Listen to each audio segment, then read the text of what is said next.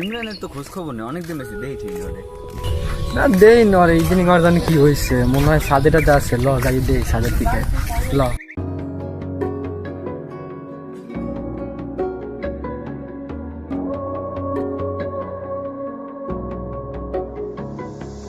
লাটিম খেলা আর ঘুড়ি ওড়ানো, ওই দিন খেলা গেছিল ইমরানের তার পাতা পোড়ানো, ছোট্ট কি কেমন করে?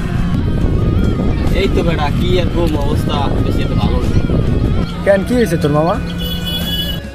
কি আর কমু বেটা, বাজেট টেনশন মাথায়, বেকার মানুষ, মনে কর টাকা পয়সা নাই, আর ফ্যামিলি দিয়ে ফেরা, বুঝোই তো।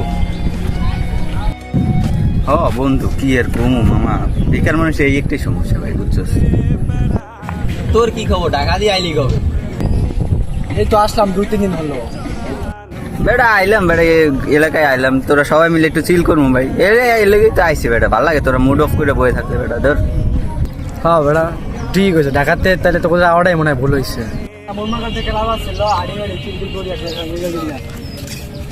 শৈশবে স্বপ্ন ছিল, ল ওখানে যে বই সামনে কবে হব আমি বড়,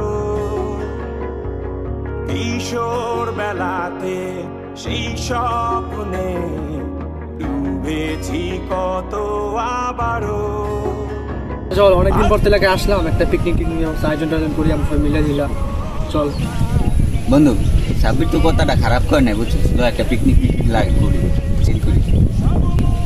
বন্ধু তোরা যারা কইছো কথা তো খারাপ না, একটা পিকনিক পিকনিক করন যায়, কিন্তু তোরা তো জানোই যে আমি এলাকায় বেকার, চলার মতো টাকা পয়সাটা বকরে থাকে না। বেকার মানুষের যে কি একটা পরিস্থিতি ওটা তো বোঝ। তো আমি মনে হয় পিকনিক থাকতে পারবো না, বুঝছি? তোরা সবাই মিলে দিলে কর। আরে পাগল, চিন্তা করিস না, আমরা আছি না, তুই তো চিন্তা করো কেন, কিছু আমরা আছি। কি হয়েছে বন্ধু, এত টেনশন লস? আমরা আছি না, ল এমন যায় শুরু করে দিই, বাকিটা আল্লাহ ভরসা। হোক মামা হোক। বড়বেলার বাস্তবতা চাই শৈশব